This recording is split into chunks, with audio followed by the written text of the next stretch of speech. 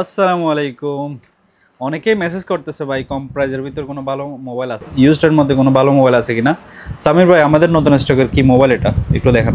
আসসালামু আলাইকুম।